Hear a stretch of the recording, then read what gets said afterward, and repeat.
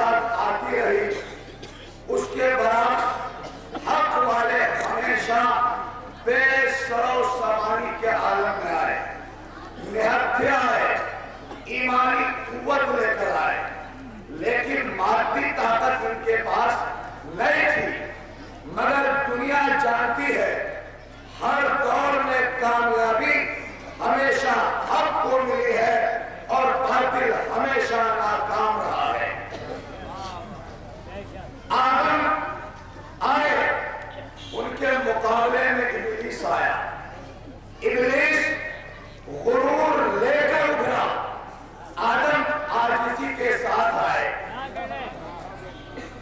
ابراہیم آئے، نمرود نے فساد کی آگ بھڑکائی، نوح آئے، دنیا نے طوفان بدتمیزی اٹھائی، موسیٰ آئے، فرعون نے جادوگری کا زور دکھایا، عیسیٰ آئے، یہودیوں نے طب و حکمت کا کمال دکھایا، لیکن دنیا جانتی ہے ہر دور میں کامیابی اللہ کے نمائندے کو ملی، شیطان کے مقابلے میں کامیابی آدم کو ملی، فرعون کے مقابلے میں کامیابی موسیٰ کو ملی، نمرود کے مقابلے میں کامیابی ابراہیم کو ملی، یہودیوں کے مقابلے میں کامیابی عیسیٰ کو ملی۔ ٹھیک اسی طرح محمد رسول اللہ کے زمانے میں باطل اپنی پوری توانائی کے ساتھ نمودار ہوا، کبھی ابو لہب کی شکل میں آیا، کبھی ابو جہل کی شکل میں آیا، کبھی ابو سفیان کی شکل میں آیا، کبھی عتبہ عتیبہ شیبہ کی شکل میں آیا، کبھی مرہم اندر حارث کی شکل میں آیا، تو حق محمد رسول اللہ کی شکل میں آیا۔ دنیا جانتی ہے کہ ان تمام باطل طاقتوں کے مقابلے میں کامیابی محمد رسول اللہ کو ملی۔ ٹھیک اسی طرح باطل خارجیوں کی شکل میں آیا، حق علی کی شکل میں آیا، باطل یزیدیوں کی شکل میں آیا، تو حق امام حسین کی شکل میں آیا۔ دنیا جانتی ہے کہ امام حسین نے کربلا میں اپنی جانیں لٹا دی، اپنے اولاد کو قربان کر دیا، اپنے دوست و احباب کو شہید کرا دیا، مگر اسلام کو بچا لیا۔ اب یہ لفظ کہنا کہ امام حسین نے صرف اسلام بچایا، امام حسین کی قربانی کو محدود کرنا ہے، محدود کرنا ہے، سمٹ کرنا ہے۔ امام حسین نے صرف اسلام کو نہیں بچایا، صرف قرآن کو نہیں بچایا، صرف شریعت نہیں بچائی، بلکہ امام حسین نے تو انسانیت بچایا ہے، آدمیت بچایا ہے۔ صرف آپ شعر میں نہیں سنتے ہیں، ہندو شاعر اس لیے تو کہتا ہے آدمی کو بیدار تو ہونے میں دو، ہر قوم پکارے گی ہمارے ہیں حسین۔ تو یہ کہنا کہ حسین نے صرف قرآن بچایا، اسلام بچایا، شریعت بچائی، حسین کی قربانی کو محدود کر رہا ہے۔ قسم خدا کی، آپ جتنی جنگیں ہو چکی اس کی ہسٹری اٹھا کر دیکھ لیں، ویتنامی جنگ، جنگ عظیم، فرانس کی جنگ، جاپان کی جنگ، آپ ان جنگوں کو اٹھا کر دیکھ لیں، خود ہمارے ہندوستان کی جنگ آزادی کو اٹھا کر دیکھ لیں، کتنے سالوں تک نہیں گئی یہ جنگیں، کتنے سالوں تک نہیں گئی، لیکن جب آج ہم کتابوں میں ان جنگوں کے بارے میں پڑھتے ہیں تو ہمیں ان جنگوں کی تاریخ صرف 2 پیج میں، 2 برق میں سمٹتی ہوئی دکھائی دیتی ہے۔ چاہے وہ سویتنامی جنگ ہو، فرانس کی جنگ عظیم ہو، یا ویتنامی جنگ ہو، آزادی کی جنگ ہو، جتنی جنگیں ہیں وہ سب کتابوں میں 2 برق میں، 2 لائن میں سمٹتی جا رہی ہے۔ کیوں؟ اس لیے کہ جتنی جنگیں لڑی گئی، جتنی جنگیں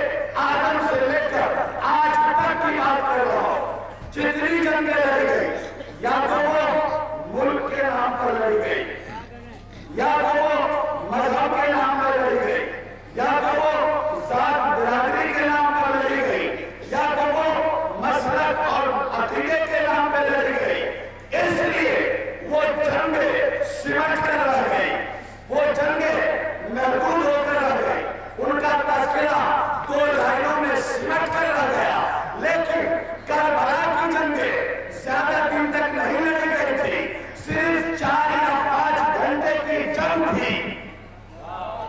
وہ جنگ جو صرف 4-5 گھنٹے کے لیے لڑی گئی تھی، آج اس کا تذکرہ کتابوں میں پڑھتا جا رہا ہے، پھیلتا جا رہا ہے، پھیلتا جا رہا ہے، پھیلتا جا رہا ہے، جو اس لیے کہ حسین نے صرف مذہب کے لیے جنگ نہیں کی، صرف ملک کے لیے جنگ نہیں کی، بلکہ حسین نے تو انسانیت بچانے کے لیے جنگ کی، آدمیت بچانے کے لیے جنگ کی۔ آپ ایک سوال پڑھ لیجیے۔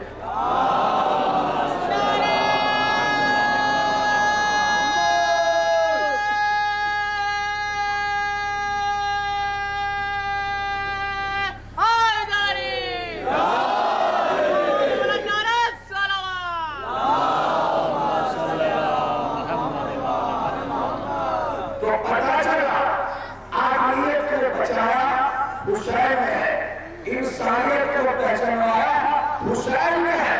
اگر حسین کربلا میں یہ عظیم قربانی نہ دیتے تو آج نہ قرآن سمجھ میں آتا، نہ اسلام سمجھ میں آتا، نہ آدمیت سمجھ میں آتی، نہ انسانیت سمجھ میں آتی۔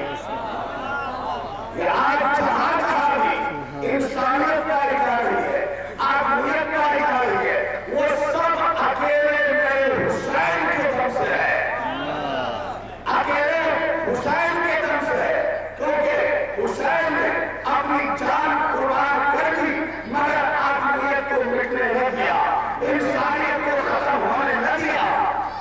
یہ اکیلے حسین کی قربانی ہے، حسین کے ساتھیوں کی قربانی ہے۔ یہ آج جو ہم امام بالوں سے نکل کر سڑکوں پر آتے ہیں، ماتم کرتے ہوئے، نوحہ پڑھتے ہوئے، گلیوں میں، روڈ پر، سڑکوں پر، یہ جانتے ہیں آپ کیا ہے؟ یہ احتجاج ہے، ظلم کے خلاف، پردرشن ہے، اتیاچاریوں کے خلاف، بھرشٹاچاروں کے خلاف، ایک پردرشن ہے، احتجاج ہے۔ ہم گلیوں میں، سڑکوں پر نکل کر، نوحہ اور ماتم پڑھ کر یہ بتاتے ہیں کہ ہم مظلوم کون ہیں، ہم نے کبھی بھی ظالم کا ساتھ نہیں دیا، ہمیشہ مظلوم کا ساتھ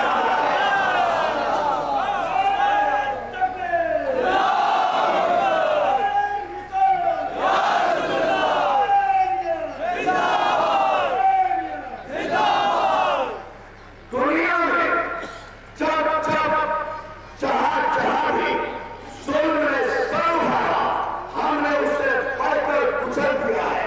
تو کیا ہم حسین والے ہیں؟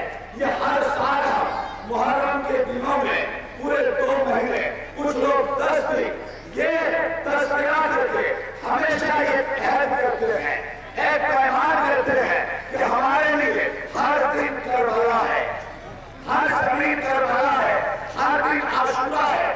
جہاں کہیں بھی ظلم پنپے گا ہم اسے بڑھنے نہیں دیں گے، آگے بڑھ کر اس کا مقابلہ ہوگا۔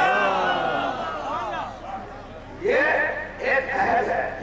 تو سڑکوں پر جو نکلتے ہیں یہ احتجاج ہے۔ اب رہ گیا ماتم کرنا، نوحہ کرنا۔ یاد رکھیے آپ، یہ شیعہ قوم کی ایجاد نہیں ہے، بلکہ پیغمبر اسلام حضرت محمد مصطفیٰ صلی اللہ علیہ وسلم، آپ کا یہ بہت طریقہ ہے جو آپ نے قیامت تک کے لیے امت کو سبق سکھا کر گئے۔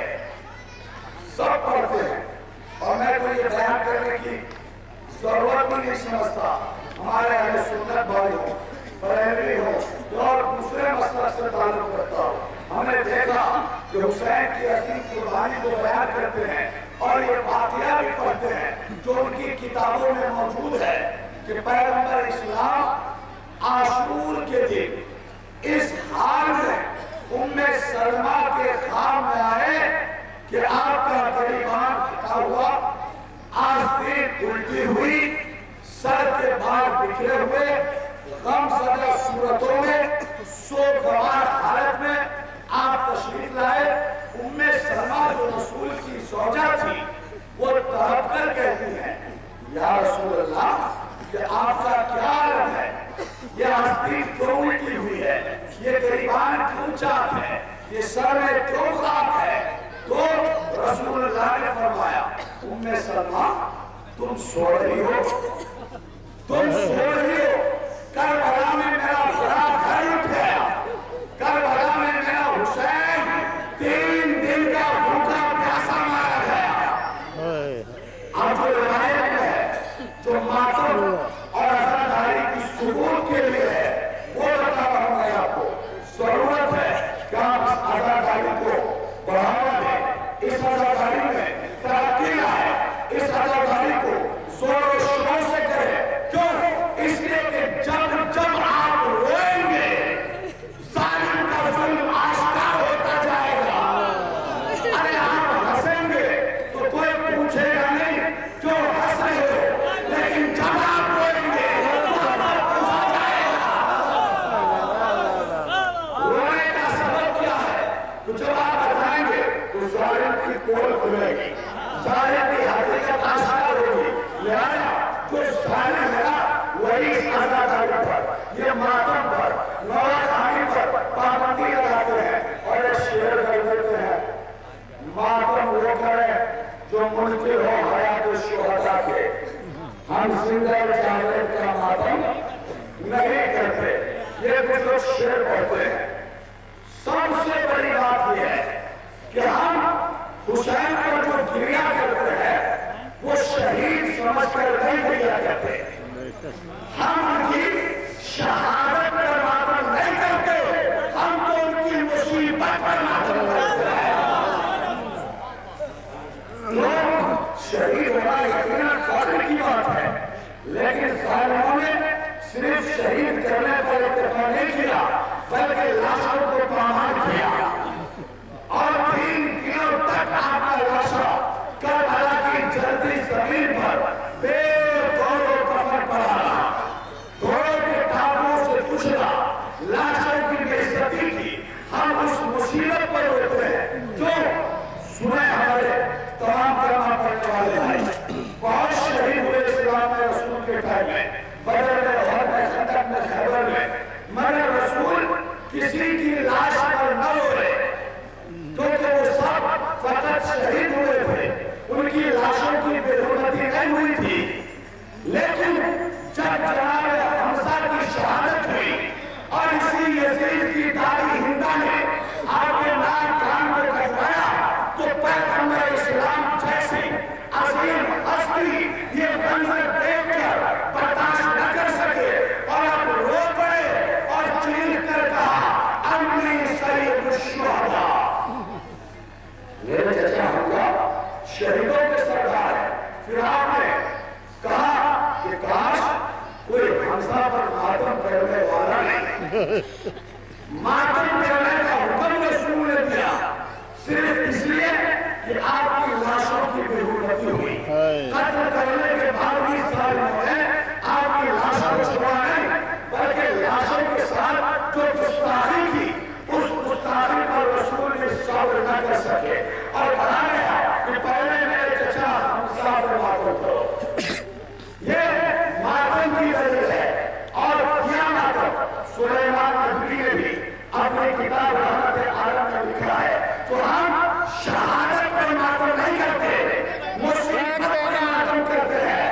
اور وہ جو کہتے ہیں کہ ہم زندہ جاوید کا ماتم نہیں کرتے, اسے میں پیغام دینا چاہتا ہوں اس شعر کے ذریعے کہ اے جگر بندے محمد صاحب اوصاف, اے صاحب اوصاف جگر بندے محمد, کافر ہے وہ جو دنیا میں تیرا غم نہیں کرتے.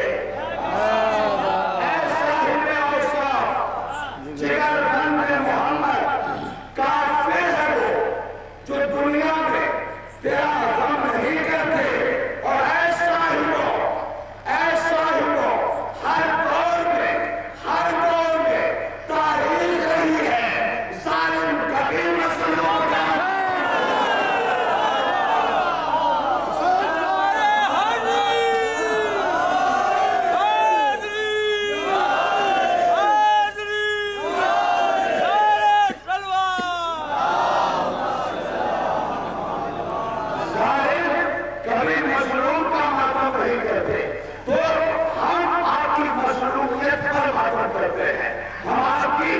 مصیبت پر ماتم کرتے ہیں کیونکہ خود امام حسین کا قول ہے انا تطیل الابرا، مجھے رولا رولا کر قتل کیا گیا۔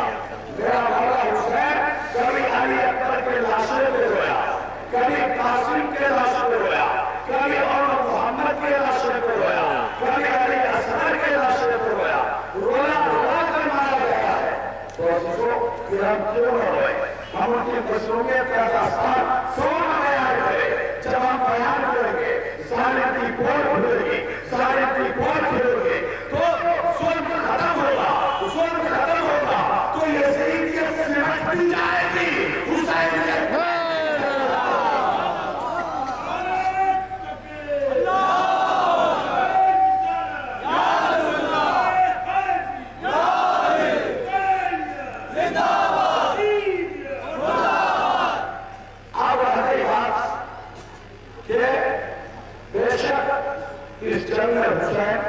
قتل ہو گئے، شہید ہو گئے، لیکن کیا اس جنگ میں امام حسین ہار گئے؟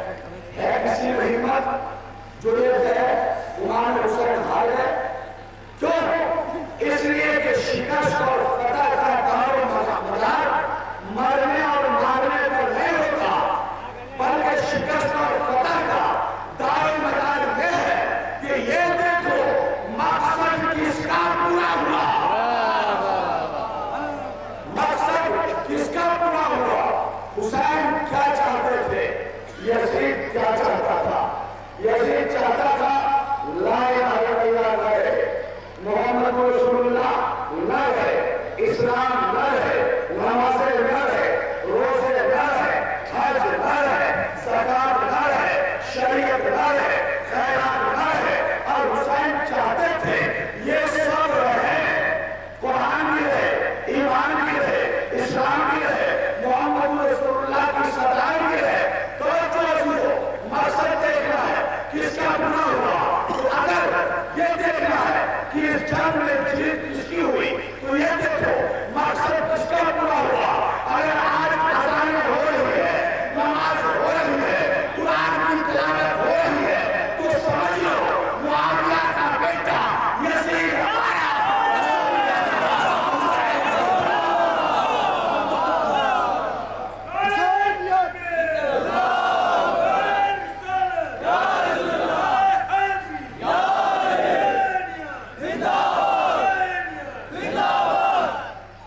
سوال پیدا ہوتا ہے کہ اگر حسین ہی وہ سب کچھ کر رہے تھے جو ساری دنیا نے کیا تو حسین کے اوپر بھی نہ مصیبت آتی، نہ پریشانی آتی، نہ حسین شہید ہوتے، نہیں آپ کا اسرا و طالب مارے جاتے، نہ ماں بہنیں بے پردہ ہوتی۔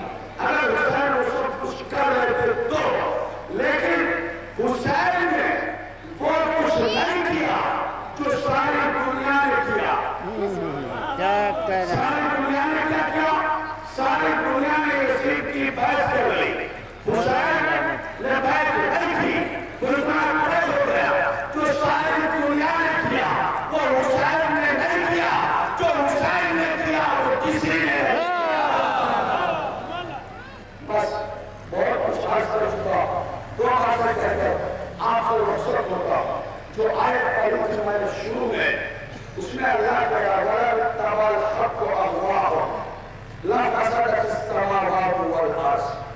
اگر حق باطل کی پیروی کر لیتا تو زمین اور آسمان میں فساد ہو جاتے۔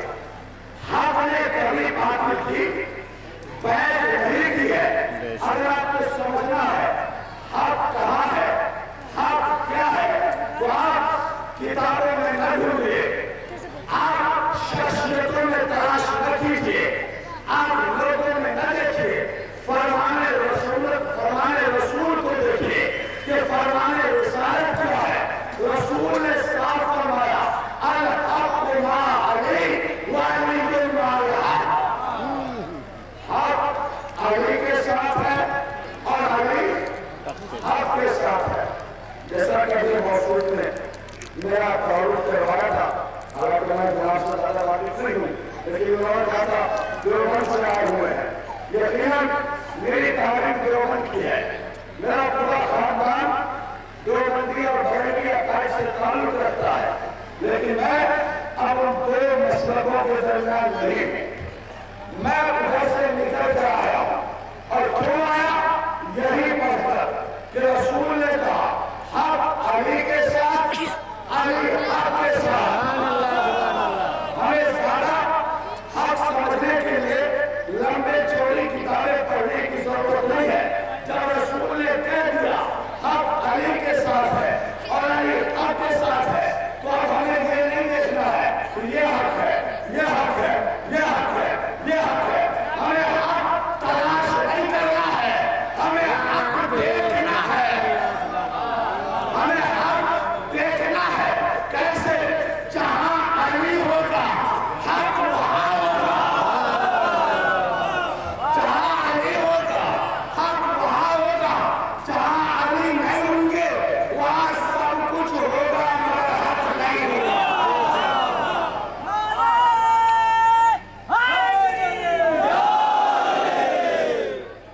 جب میں نے حق کو تلاش کر لیا تو ہمیں مزید باقی رہنے کی ضرورت نہیں تھی، اور اس کے لیے خاص طور سے شیعہ ہونا ضروری نہیں ہے۔ ایک بات کہہ دوں، شیعہ ہونا ضروری نہیں ہے، اگرچہ میں باقاعدہ اس مذہب میں ہوں، لیکن میں عام لوگوں کے لیے پیغام چھوڑ رہا ہوں، شیعہ ہونا ضروری نہیں ہے۔ حسینیت اگر سنیت کے حوالے سے بھی ہو تو وہ بھی شیعت بن جاتی ہے، کیونکہ رسول نے فرمایا حسین مجھ سے ہے، میں حسین سے ہوں۔ حسین سے وابستگی انسان کو خدا تک پہنچاتی ہے، کیونکہ حسین مشیت کا راستہ ہے۔ بس میں اسی بات پر اپنی تقریر کو ختم کرتا ہوں اور یہ گزارش کرتا ہوں کہ جو بھی ایسے کرنے کے ماننے والے ہیں، جو بھی حمزہ اور جعفر تیار کے ماننے والے ہیں، وہ عزاداری میں بڑھ چڑھ کر حصہ لے، کیونکہ اسی میں کامیابی ہے، اسی میں کامیابی